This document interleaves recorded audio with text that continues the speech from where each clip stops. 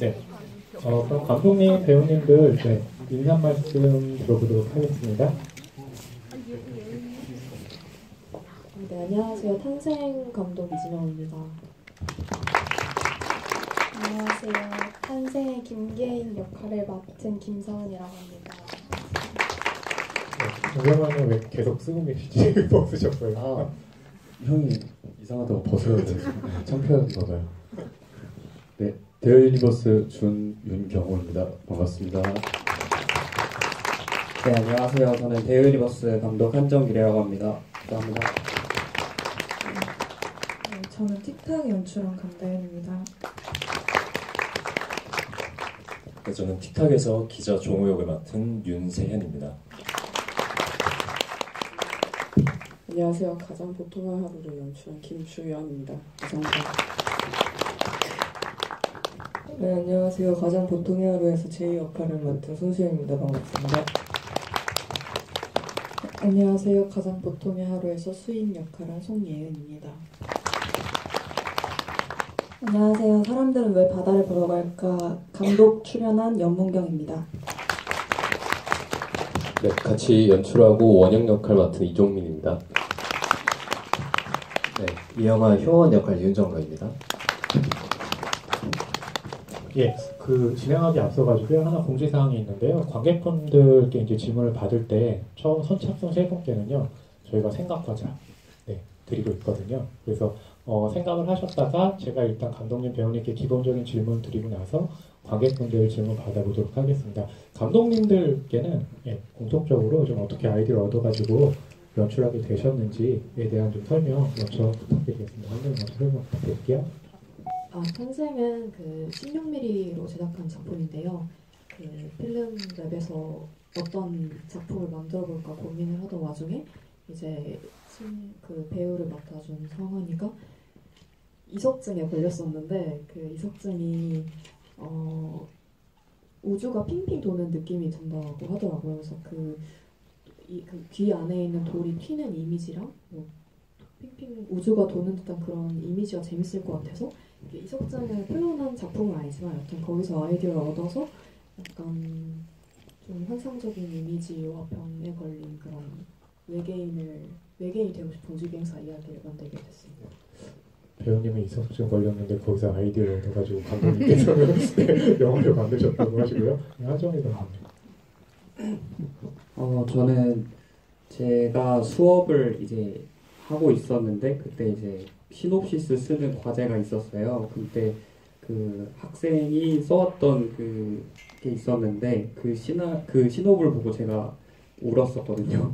카페에서. 근데 그래서 그거를 제가 허락을 받고 영화를 만들어도 되냐라고 허락을 받아서 이제 각색을 한 게 데어 유니버스고요.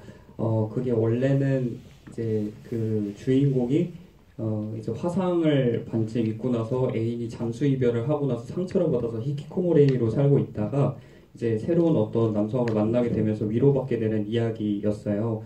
그러다가 이제 어떤 생각을 했냐면 왜 우리는 죽은 자들을 그리워하는 산 사람의 이야기를 이제 대부분 많이 만들잖아요. 근데 반대로 돌아가신 분들도 그만큼이나 우리들을 보고 싶어 하지 않을까라는 생각을 가지게 되면서 그렇게 각색 방향을 잡자 이래서 이제 주인공 준의 시점으로 죽은 사람의 시점으로 이야기를 만들고 이제 아이디어를 얻었던 것 같습니다. 네, 저는 평소에 시녀 이야기를 썼던 마거리 에투드라는 소설가를 되게 좋아하는데 그분이 썼던 소설 중에 그레이스라는 소설이 있어요. 그래서 그레이스랑 정신과 박사가 테이블에 앉아서 이야기하는 장면들이 되게 좀 인상 깊게 봤어서 그런 것들에서 이제 좀 영감을 받아서 한 공간 안에서 심리 게임을 하는 어떤 이야기를 좀 만들어보고 싶었고 그렇게 추리다 정리하다 보니까 시각과 청각의 싸움이라는 어떤 흐름으로 좀 쓰고 연출하게 되었습니다. 김병훈님? 저는 이번 영화 만들 때 항상 말씀드리는 게 있는데 저는 허무주의에 빠져 있었습니다. 영화 이제 우울하니까 우리는 우주의 먼지일 뿐인데 왜 영화 100년도 못 살면서 영화를 만들어서 뭐하고 뭐 이런 생각들을 많이 했었어요.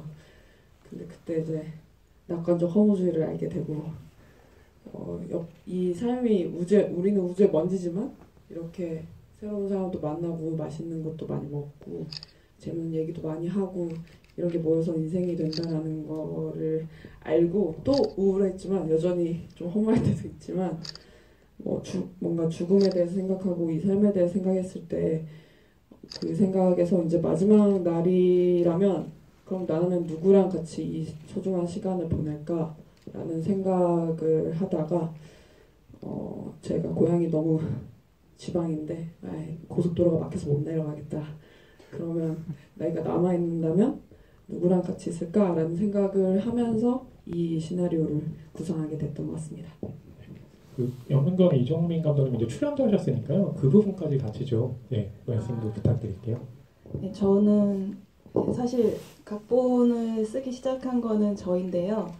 저는 개인적으로 무교인데 사실 종교가 없다고 해서 저를 비롯해서 누구나 마치 하나님에 대한 믿음처럼 그게 예술이 됐든 자신의 어떤 신념이 됐든 사람이 되었든 심지어 연예인이나 캐릭터가 되었든 뭔가를 환상처럼 믿고 의존하는 대상이 각자 다 하나씩은 있지 않나? 라는 생각을 하게 돼서 그거에 대한 이야기를 쓰고 싶었어요.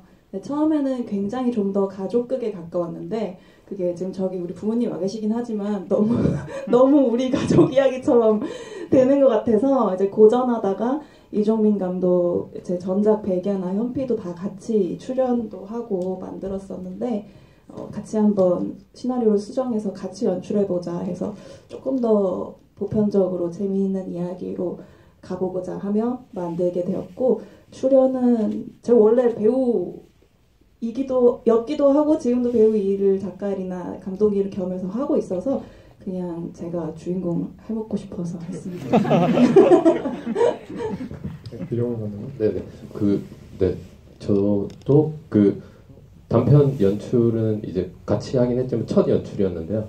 저도 원래 배우이다 보니까 자연스럽게 제가 저를 캐스팅할 수밖에 없었어요. 네, 그렇습니다.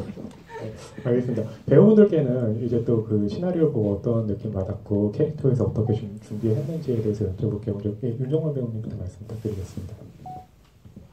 네, 저는 사람들은 왜 바다를 보러 갈까 해서 동생 효원 역할을 맡았었는데요.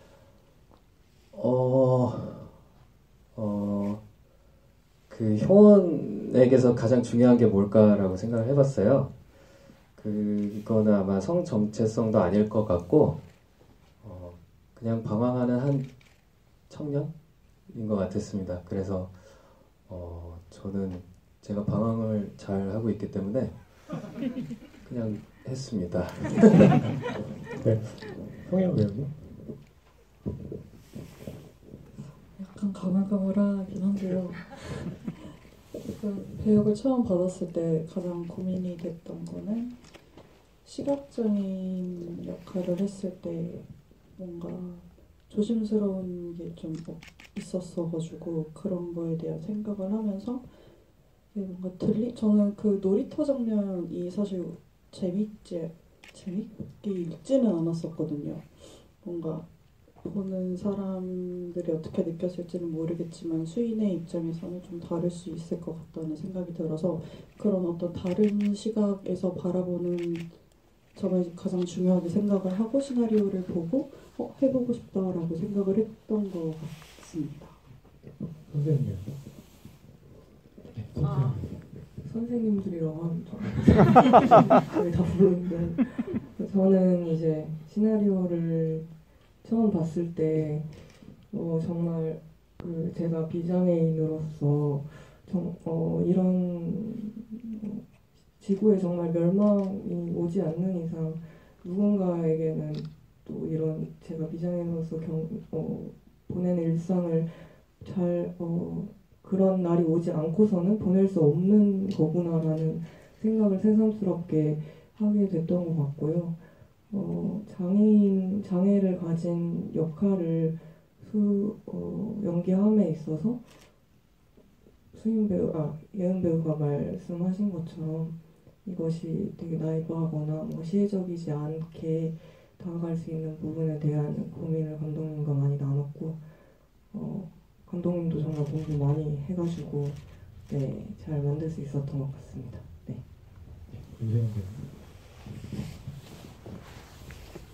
저는 이 영화 촬영하기 일주일 전에 대본을 받았거든요.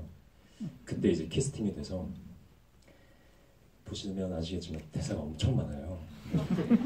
앉아서 둘이서 계속 얘기를 나눈 거라 이거를 내 무덤에 내가 파야 될까 해야 될까 엄청 고민을 하다가 그래 뭐 죽이 되든 밥이 되든 도전해보자 하는 마음으로 이제 캐스팅 이제 작품을 하기로 이제 마음 먹어서 들어가게 되었고, 보시면 아시겠지만 이제 대사로는 나오지만 종호라는 기자가 회사에서 잘리고 이 팩트를 다뤄야 될 기자가 어떤 이런 형이사학적인 어떤 말도 안 미신적인 어떤 그런 거에 빠져서 광적으로 이제 그걸 이제 파헤치다가 거의 막바지에 다른 상태에 있는 모습을 이제 영화로 시작하는 장면이거든요. 그래서 이 가장 시작 부분에 정우가 등장하는 부분을 어떻게 해야 될까를 제일 많이 고민을 했던 것 같아요.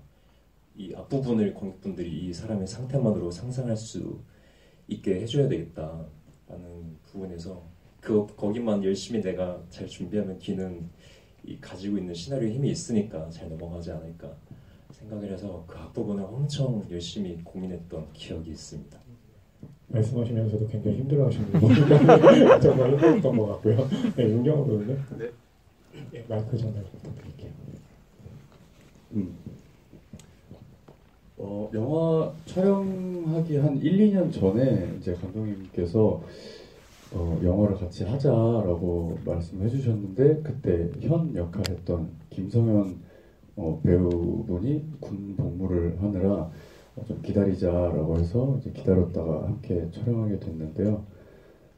저는 조금 나름 연기하면서 배우로서 좀 치트키가 있었다고 생각을 하는 게, 죽음이라는 건 우리 다 이제 겪을 일이잖아요. 그리고 겪고 있는 일이고, 그렇기 때문에 굉장히 강력하게 다가왔고, 저는 죽음을 어떤 생물학적인 생리적인 죽음뿐만이 아니라 존재로서의 죽음도 있다고 생각을 느끼고 있던 찰나였어서 제 안에서 죽었던 어떤 다른 제가 사랑하는 사람이나 그런 사람들을 생각하면서 좀 임할 수 있었던 것 같아요. 그래서 저도 좀 많이 치유를 받았던 것 같습니다. 감사합니다.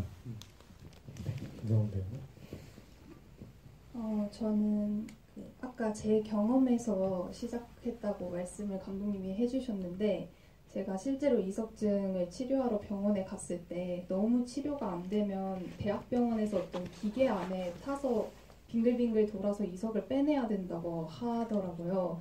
근데 그 이미지가 저는 옛날에 어릴 때 Y책에서 우주비행사 편에서 봤던 그 우주비행사 훈련하는 모습이랑 너무 닮아있다고 생각을 해서 그 얘기를, 사실 저는 이제 연기를 하는 사람은 아니고 이제 진영 감독님의 전작품에 조연출을 했었는데, 그 인연으로 만나서 이런저런 얘기를 요즘 이석증 때문에 힘들다 이런 얘기를 했더니 바로 그걸 시나리오로 써서 이제 필름 작업을 첫 작업이시잖아요. 그 필름으로는 그거를 하게 되었고요. 그 시나리오를 읽고 나서는 이제 그 캐릭터가 좀 허공을 돌기도 하고 어떤 무리에 속하지 않는 사람이라고 생각을 했어요. 좀 겉도는 사람이라고 생각을 해서 제가 되고 싶은 나와 어떤 내가 되고 싶은 정체성이 어우러지고 그거를 간극을 좁혀나가는 과정이라고 생각을 해서 그 감정을 떠올리면서 최대한 열심히 이미지가 되고자, 그 영화 속 이미지가 되고자 했던 것 같습니다. 네, 알겠습니다. 관객분들 질문 있으시면요, 이 질문 받아보도록 하겠습니다. 뒤쪽에 제일 먼저 손 들어주셨는데요. 예, 마이크 전달 드릴게요. 네.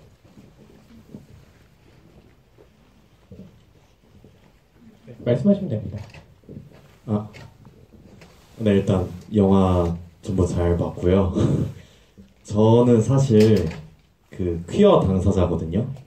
근데 이 영화 5개 중에 되게 많은 수의 영화에서 퀴어성이 있는 이야기가 나왔잖아요.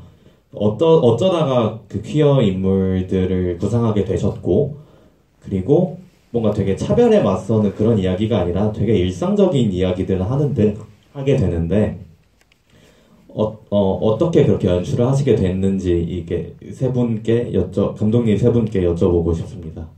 먼저 연문경 이종민 감독님부터 말씀 부탁드릴게요.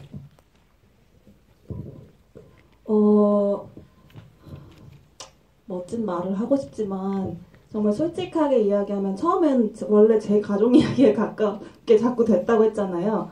여동생이 있거든요. 이 음악을 맡아주기도 했어요. 여동생 음악을 공부하고 있어서.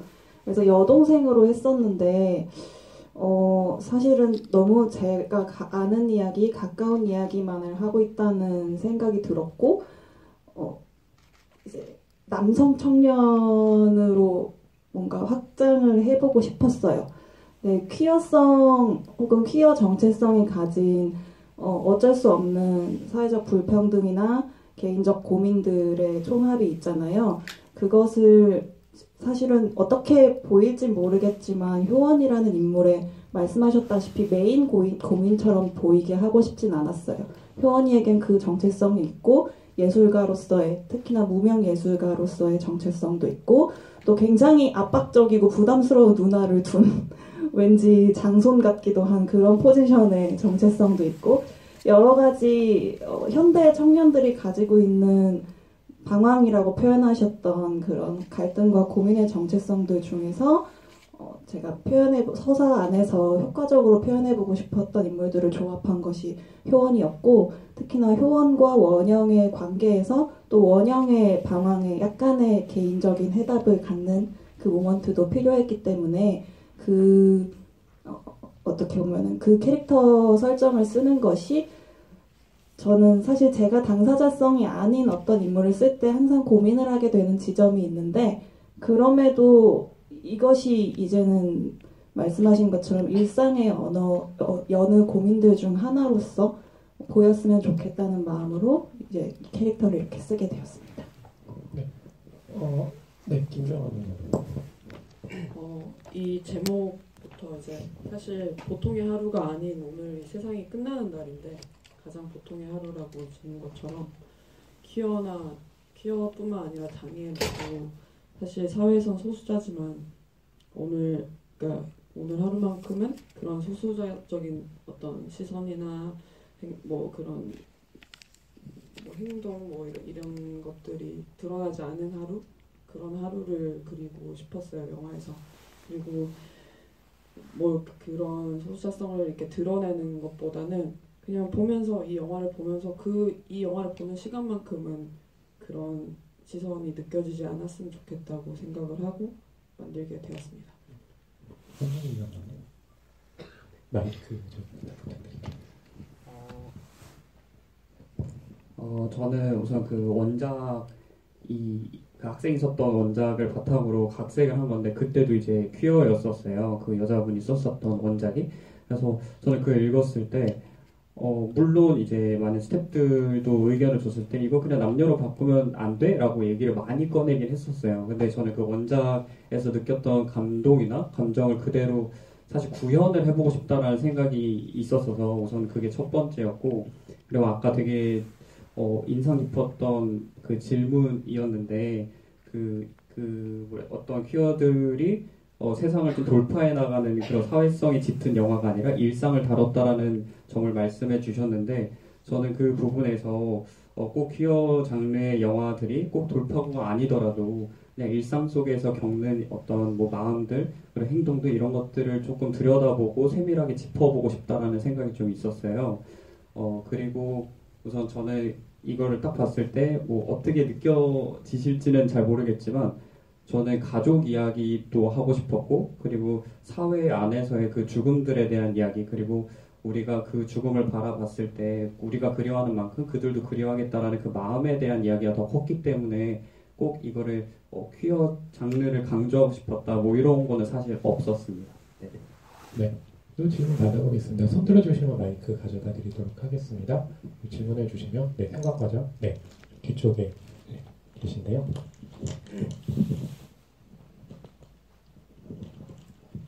말씀하시면 됩니다. 틱탁의 강 네, 안 들리네요. 잠시만요. 마이크 다시 한 번만 좀 손 좀 봐주세요.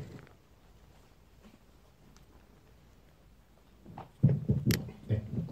틱탁의 강다현 감독님께 질문 드리고 싶은데 너무 일단 재밌게 봤고 그 손가락을 3번 접는 장면이 계속해서 반복적으로 나오는데 그 어떤 상황일 때 손가락을 잡는지를 여쭤보고 싶었습니다. 저는 그 기자 종우가 여진을 멀리서 이제 지켜보는 행위가 되게 선을 넘는 행동이라고 생각을 했기 때문에 이제 여진과 종우가 이제 얼굴을 맞대고 이야기할 때 물리적으로 좀 여진 쪽으로 선을 넘을 때 그때를 한 3번을 세도록 했던 것 같아요. 그렇게 3번 이전에는 어떤 행동으로 선을 넘었다면은 이번에는 좀 물리적인 행동으로 종우가 여진 쪽으로 이제 선을 넘을 때 이렇게 총 3번 이렇게 셌던 걸로 설정을 했습니다. 네, 그 제가 탐생의 이진영 감독님께 좀 궁금한 건 이제 그 배우님께서 이석정 걸렸을 때 이미지를 좀 많이 말씀 주셔가지고 그걸 구현을 한 건데 보면 이제 보통 핸드메이드라고 해가지고 이제 수작업을 많이 하셨잖아요. 그래서 구현할 수 있는 것과 구현하기 힘든 것들이 좀 있었을 것 같아요. 그래서 좀 어떤 방식으로 그 두 번에 대해서 좀 구현하셨는지 설명 부탁드릴게요. 네. 일단 핸드메이드 말씀해주신 대로 이제 그 16mm 필름 디지털이 아니라 필름으로 찍는 영화고 이제 스태프들 없이 이제 거의 그냥 혼자서 다 만든 영화였어가지고 사실 이렇게 막 보시면 스케치북 막 나오고 뒤편에 노란색 이런 거는 그냥 다 그 막 추석 선물로 보자기 같은 거 있잖아요. 그런 노란색 보자기를 붙여놓고 헬멧이랑 그러니까 우주복은 그 쿠팡에 검색하면 5,000원에 파는 방호복이 있어요. 그거에 색칠을 하고 이제 별 배지는 제가 뜨개질을 하고 우주 헬멧은 그 신문지에 본드 붙여서 초등학교 때 하던 그 풍선 위에 신문지 계속 붙여서 만드는 거 아시나요? 거기다가 이제 생수병 통 이렇게 2개를 이렇게 달아서 만들고 약간 이런 식으로 했었는데 그래서 사실 최대한 좀 돈을 좀 아기자기하게 어쩔 수 없기도 하고 아기자기하게 구현하려고 했고 이제 이석증 같은 경우에는 약간 이석증을 완전히 표현한 건 아니지만 여튼 환상 장면은 이제 전부 흑백으로 나오거든요. 그거를 표현하는 데 있어서는 좀 증상을 많이 들었던 것 같아요. 이제 돌이 막 이렇게 튕긴다는 기분이라던가 약간 좌우로 돌아다니는 기분이라던가 그래서 여행 다니면서 여러 구슬들과 돌을 모으고 그리고 이제 그냥 이런 그냥 검정색 판에 이제 한 명한테 좀 이렇게 튀겨줘 이렇게 부탁한 다음에 위에서 찍고 그냥 그런 식으로 다 만든 장면들이에요. 그래서 좀 저 어떻게 찍은 거지 하면 그냥 다 문방구에 보시면 만들었습니다. 말하자면 이제 그 문방구 CG라고 저희가 정의할 수도 있을 것 같고요. 네, 또 세 번째 분 이쪽에 질문 주셨는데요. 마이크 전달드리겠습니다. 일단 그 모든 영화 너무 잘 봤습니다. 감사합니다. 저는 대어 유니버스 감독님한테 질문드리고 싶은데 그 보자기 안으로 두 인물이 들어갔을 때 이제 야광 메이크업이랑 그런 표현 기법들이 나오잖아요. 그 전부터도 뭔가 감정적으로 되게 뭔가 오고 있었는데 그 순간에서 되게 엄청나게 좋았다고 엄청 좋게 느껴졌던 것 같습니다. 그래서 뭐 그걸 어떻게 비주얼적으로 생각하게 되셨는지랑 기술적으로 그걸 뭐 어떻게 구현하신 건지 간단하게 듣고 싶었습니다. 잠깐만 여기 촬영 감독 있는데 잠깐 도움 받아도 될까요? 네, 그렇긴 한데 촬영 감독님 굉장히 싫어하시네요. 아 싫어하세요? 왜지? 그 저기 최영호 촬영 감독, 조명 감독님이랑 진짜 고민을 엄청 많이 했고요. 저희가 촬영까지는 시간이 좀 많이 남았었어요. 왜냐면 군복무 중이었어가지고 배우가. 그래서 그때 어떻게 하면 원래는 시나리오에 그냥 상상의 공간, 둘만의 세계에서 뭐 이렇게 쪼물거리고 뭐 이런 것들이 있다 뭐 이렇게만 해놨거든요. 그리고 이제 그 유령들의 서사도 조금 적어놓고 근데 그거를 비주얼적으로 고민을 해야 되는데 그게 구조적으로 클라이맥스 구간이어서 저희가 알다시피 이게 나레이션을 쏙 빼면 대사가 나 거기 들어가서 한마디밖에 없어요. 그래서 그 대사가 없는 상태에서 비주얼적으로 그 감동적인 부분 어떻게 올라가지 이렇게 생각을 했을 때 제가 예전에 연극 연출을 대학 시절에 했을 때 그때 그 블랙라이트로 연출을 했던 게 기억이 났어요. 그게 어느 정도 그 평광 야광 페인팅인가요? 그걸 하면 이렇게 빛나는데 그러면 이 캐릭터 설정이 우주를 좋아하고 뭔가 동경하고 그리고 별에 관련된 이야기를 막 하다 보니까 그럼 얘네들을 이 주인공들을 별처럼 만들어 볼까 이런 생각이 좀 나더라고요. 그래서 그 안을 이제 그 촬영 감독님하고 좀 구현하기 위해서 미술 감독님하고도 그 테스트 야광 테스트하고 조명을 또 대여하는 데가 없어요 한국에. 그래서 저희가 청계천 그 조명상가를 거의 며칠을 뛰면서 직접 또 사야 되거든요. 그래서 그걸 구매를 해서 테스트해보고 해서 만든 거고 뒤에 그 반짝이는 그 공간 자체는 다이소를 이용했어요. 그래서 다이소에 저희가 돈이 없었어가지고 꼬마 전구랑 그 파티 생일 파티 발 같은 거 있잖아요. 은박지 같은 거 그거를 한 몇 미터 이렇게 둘러가지고 포커스만 날리면 간지겠다 막 이런 그렇게 해서 찍었던 것 같습니다. 네, 다이소와 문방구와 청계천만 있으면 한국에서 모든 경험이 가능한 것 같다는 생각이 들고요. 제가 배우님들께 좀 공통으로 질문 드리면 그 대부분의 작품이 그 캐릭터를 이해하는 데 좀 도구들이 굉장히 좀 중요한 역할을 하지 않았나 하는 생각이 들어요. 그래서 거기에 대해서 좀 여쭈는데 김성훈 배우님 같은 경우는 사실 도구보다는 본인의 경험이 오히려 좀 더 도움이 되지 않을까 싶었는데요. 거기에 대해서 좀 말씀해 주신다면요.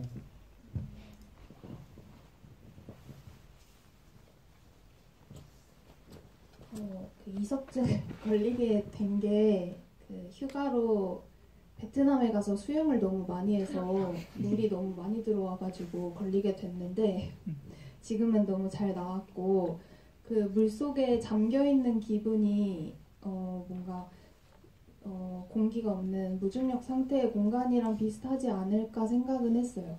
근데 수영을 잘 못해서 잠수를 할 수밖에 없는 상황이기 때문에 그거를 좀 연습을 했던 것 같고 그리고 한 가지 도움이 됐던 거는 그 아까 쿠팡에서 주문하셨던 방호복이 도움이 됐어요. 네, 방호복 옷을 갈아입는다는 그거 자체랑 그리고 방호복이 5,000원짜리라 잘 찢어지는 거였거든요. 되게 조심조심하게 하는 모습이 사실 오두방정을 잘 떠는 제 평소 성격이랑은 많이 달라서 약간 캐릭터를 전환하는 그 지점을 옷으로 저는 삼았던 것 같습니다. 윤경호 배우님 같은 경우는 이제 뒤에도 갖고 나오셨지만 이게 시트인가요? 뭐라고 해야 되나요? 네. 그거 같은 경우로 또 캐릭터 이해하는 데 좀 도움이 되지 않을까 싶었는데 거기에 대해서 좀 소개해 주신다면요. 네, 그 실제 이거는 쿠팡에서 제가 주문한 거고요. 그리고 그 실제 촬영했을 때는 그게 커튼이었나요? 네, 그 커튼을 주문 제작해서 4m 해가지고 진짜 무거워. 그게 진짜 무거웠어요. 그 정수리가 이렇게 눌려가지고 이렇게 점점 내려가는 느낌인데, 그 준의 상황에서 내가 모습이 안 보일 건데 내가 사랑하는 사람을 꼭 만나야 된다면 어떻게 하지? 근데 클리셰이긴 하지만 사실 그거밖에 방법이 없다라는 생각이 들었어요. 방 안에 있는 거라서 제일 먼저 보이기도 하고, 그래서 그거는 한 번도 생각해 본 적이 없었는데 제가 그렇게 막상 하려고 해보니까 그렇게 하겠다 싶어서 설득이 되었고, 그리고 저는 또 한 가지가 그 녹음되는 그 기능이 있잖아요. 그래서 목소리가 이렇게 전달이 되고 근데 엄마한테도 그게 전달이 되는데 준은 그거를 엄마 아빠는 잘 살고 있으니까 나는 엄마 아빠 앞에 나타나면 안 돼. 그러면 그거를 내가 다 흔들어서 이렇게 망가질 수도 있으니까 그냥 그대로 둘 거야 라는 마음인데 어쨌든 전달이 됐잖아요. 그래서 저는 그게 되게 안타깝기도 하지만 되게 다행이다라는 생각도 좀 들었어요. 꼭 전하고 싶었을 것 같거든요. 보고 싶었다는 말이. 감사합니다. 네. 윤세현 배우님 같은 경우 그 안경이 아마 이제 한쪽 보면 좀 깨져 있다고 할까요? 근이라고 할까요? 그 부분인데 거기에 대해서 좀 소개해 주시나요? 그 실제 대본에도 이제 깨진 안경이라고 적혀 있거든요. 그리고 실제로 그 안경을 받았을 때 그 안경이 굉장히 큰 저에게 도움이 되었던 것 같아요.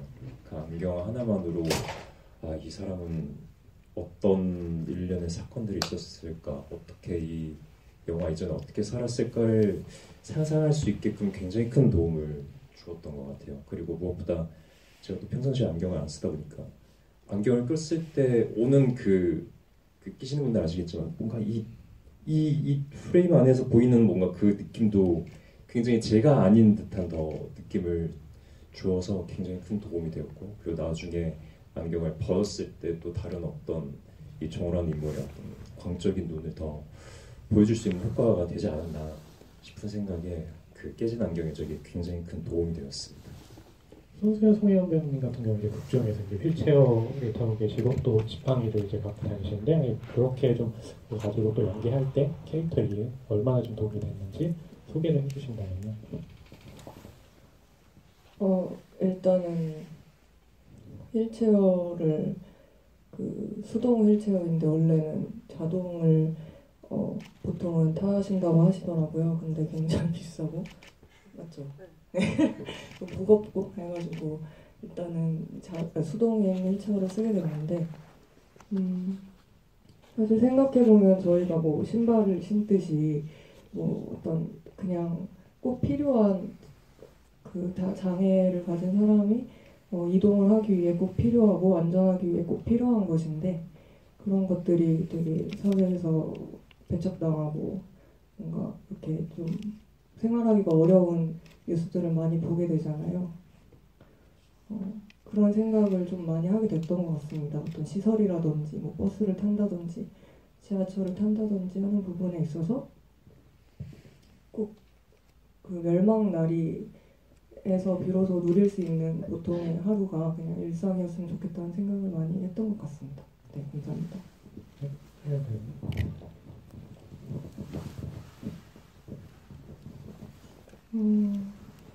일단 수인은 지팡이를 정말로 뭐 신발 신듯이 필요한 도구일 텐데 밖에 나간다고 한다면, 근데 그보다도 저는 눈이 안 보인다라는 걸 가지고서 이제 지팡이를 써야 되는데, 눈을 실제로 이렇게 화면에서처럼 뜨면은 앞이 진짜로 안 보이더라고요. 그래서 지팡이를 쓰는 게 그냥 되게 자연스럽게 연습이 됐던 것 같아요. 뭔가 따로 뭔가를 하려고 하는 것부터가 좀 어색하다라는 느낌이 있었고, 그렇게 배워가면서 길을 걸었던 것 같습니다. 윤정로 배우님은 따로 이렇게 뭐 도구라기보다는 좀 캐릭터를 좀 이해하는 어떤 그 시나리오상이라든지 연기할 때 좀 계기가 있으셨나요? 계기요? 네, 계기라든지. 네. 무슨 말이라도 해야 될 것 같은데. 저는 뭐 효원의 어떤 이런 도구는 없었던 것 같은데, 제가 이 영화에서 가장 좋아하는 장면은 바다입니다. 오늘 보면서 생각 들었는데 제가 실제 바다를 본 지 좀 오래된 것 같더라고요. 그래서 스크린으로 바다를 보는데 그 황량한 바다를 보고 있으면 정말 시발 통해로 갈 걸, 이런 말이 감독이 쓰신 대로 절로 나오더라고요. 그게 이 세 그 배우의 마음을 잘 보여주는 것 같고, 근데 그 황량한 바다가 주는 이상한 위로가 있습니다. 강화도로 한번 가시길 추천드립니다. 강화도를 가라고 말씀드렸고, 그 질문 하나 정도 더 받을 시간이 있는데 혹시 계시면 질문 받아보겠습니다. 마지막으로. 말씀하시면. 네, 일단 영화 다 잘 봤고요.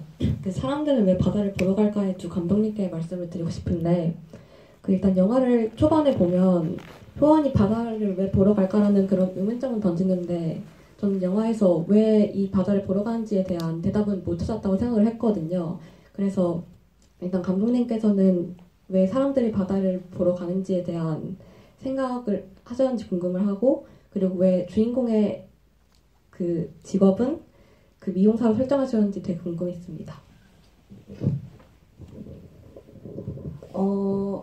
사실 이거에 대해서 진짜 맨 처음 생각한 거는 저 혼자 부산에 평화영화제 였나? 뭔가 일이 있어서 가고 이제 혼자 부산 갔으니까 바다 봐야지 하고 이렇게 청승을 떨고 있었는데, 그냥 궁금했어요. 갑자기 사람들은 맨날 이제 술 먹고 막 취하면은 막 뭔가 기분 센치해지면 막 바다 보고 싶어하고, 연인들도 뭔가 어떤 자기도 모르는 자기보다 더 커진 어떤 그 분위기에 취하기 위해서 뭔가를 보고 싶어서 바다에 가고 싶어 하잖아요. 근데 왜 물론 산을 더 좋아하는 사람도 있지만 헤어질 결심처럼 바다를 더 좋아하는 저를 비롯한 사람들의 마음은 뭘까 해서 바다를 그렇게 보고 있었는데 바다는 어쨌든 뭐 계속 가면 다른 대륙이 나오겠지만 우리가 보는 시야에서는 끝이잖아요. 수평선. 우리가 걸어서 볼 수 있는 가장 막막한 끝이고 제가 말씀드렸다시피 교회나 뭐 종교를 갖고 있지 않다고 했잖아요. 사람들이 마음이 힘들 때 기도를 하러 가는 것처럼 또 그런 안전 장소가 없는 사람들은 마음이 힘들 때 그게 어디든 가장 신이랑 비슷한 어떤 공간으로 바다를 선택하는 건 아닐까라는 생각을 그때 잠깐 했었어요. 그게 정말 시초의 생각이었고 이제 시나리오를 쓰면서는 결국 이상화된 어떤 것이었던 것 같아요. 그러니까 마지막에 굉장히 예쁜 색보정이 예쁘게 된 저희가 새벽에 똑같은 자리에서 찍고 저녁에 다시 찍고 그랬는데 그 바다는 그게 우리가 갖고 있는 어떤 이상향이나 환상이라고 한다면은 저는 실제로 현실에서 그게 충족되는 일은 잘 없는 것 같아요. 막 그쪽으로 가다 봐도 막 영원한 사랑인 것 같거나 막 이거를 작품 만들면 너무 끝내주기 좋을 것 같은데 그게 현실은 약간 황량한 시궁창인 경우가 있는 것 같거든요. 근데 사실은 그게 좀 현실인 것 같아요. 그 현실을 살아가는 힘을 우리는 주기적으로 자기만의 바다에서 수혈, 충전을 해야 되는 게 아닐까? 그런 생각을 개인적으로는 했습니다. 그리고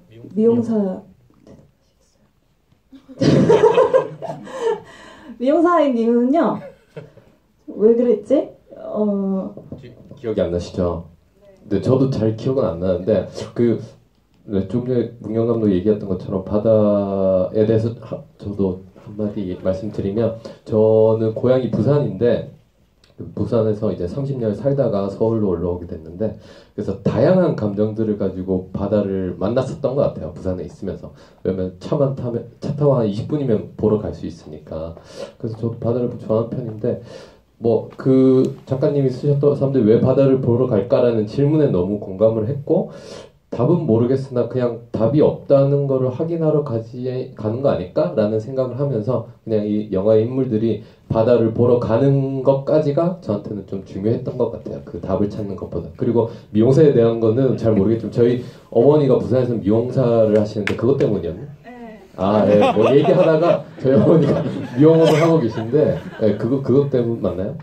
그것 때문에 사실은 이제 여러 가지 키 대사들을 많이 여기서 얻어냈어요. 막 엄마와의 뭐 싸움에서 일어났던 그 대사 같은 게 누나와 동생의 싸움에서 일어났던 말들로 대체되기도 했고 또 그 미용사라는 직업이 남의 머리를 막 이렇게 만져주잖아요. 잘라주고 자기가 예쁘다고 생각하는 모양대로. 그게 효주의 효원이 동생에 대한 어떤 약간 통제적인 사랑을 표현하기에도 좋다고 생각했고 그래서 대사에는 없었는데 마지막에 이렇게 좀 화해하는 분위기에서 머리를 그냥 있는 그대로 이렇게 만져주게 되더라고요. 그 해변에서 찍을 때. 그랬습니다.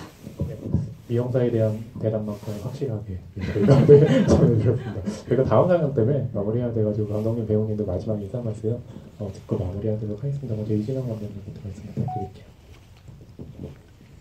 네, 보러 와주셔서 감사드리고요. 그 16mm 핸드메이드 필름 작업 저 말고도 좀 하는 사람들 있거든요. 관심 가져주시면 감사하겠습니다. 네, 보러 와주셔서 너무 감사드리고 오늘 날씨 추운데 조심히 들어가시길 바라겠습니다. 오늘 저는 날씨가 비교적 따뜻하다고 하려고 했는데 뭐 아무튼 춥긴 춥네요. 네, 감사합니다. 와주셔서. 오늘 와주셔서 진심으로 감사드리고요. 앞으로도 열심히 작업하고 장편까지 할 테니까 많이 보러 와주세요. 감사합니다. 네, 되게 슬프지만 아름다운 영화들 사이에 있어도 되나기로 생각을 조금 하긴 했지만은 네, 봐주셔서 정말 감사드리고 그다음에 여진 역을 맡으셨던 한태영 배우님도 되게 오고 싶어 하셨는데 그 다른 촬영 일정 때문에 굉장히 아쉬워하셔서 제가 대신해서 같이 인사드리겠습니다. 감사합니다. 주말에 점심시간에 약간 애매한 시간에 이렇게 상영을 보러 와주신 관객분들께 정말 진심으로 감사드리고요. 아직 식사를 안 하신 분이 계신다면 맛있는 식사 꼭 챙겨 드시길 바라겠습니다. 따뜻한 주말 보내세요. 감사합니다. 저도 오늘 춥다고 생각하고 나왔는데 추운 날씨에 이렇게 보러 와주셔서 너무 감사드립니다. 저는 영화 보면서 행복하게 극장을 나설 때 너무 좋더라고요. 그래서 영화를 하고 싶다는 생각을 했었는데 그렇게 행복한 생각이 드셨으면 좋겠다고 생각을 하고요. 그래서 오늘 혼자 계시든 옆에 계신 소중한 사람들과 아주 행복한 하루 되시길 바라겠습니다. 감사합니다. 네, 제가 나올 때만 해도 눈이 내렸는데 네, 험한 길을 와주셔서 정말 감사드리고 이렇게 서울독립영화제 너무 좋아하는 영화제인데 이렇게 상영할 수 있게 돼서 너무 기쁘고 만나 뵐 수 있어서 반가웠습니다. 또 뵙겠습니다. 감사합니다. 뭔가 이런 우주 속에 그리고 사람 사는 얘기 속에 같이 상영 와주셔서 같이 볼 수 있어서 너무 감사드리고요. 그리고 이제 12월 시작인데 다들 따뜻한 연말 보내시기를 바라겠습니다. 감사합니다. 네, 긴 시간 자리 함께 해주셔서 너무 감사드립니다. 어디선가 또 만났으면 좋겠습니다. 네, 서독주에 처음 참여를 하는데 너무 좋네요. 너무 반갑고요. 그리고 저기 다른 감독님들 작품들도 너무 잘 봤습니다. 배우 이종민이었습니다. 네, 바다도 보러 다니고 영화도 보러 다니면 좋겠습니다. 감사합니다. 네, 지금 바깥 날씨가 추운지 아니면 따뜻한지 의문을 남긴 채 저희는 여기서 마무리하고요. 앞에 계신 감독님과 배우님들께 큰 박수 부탁드리겠습니다. 감사합니다.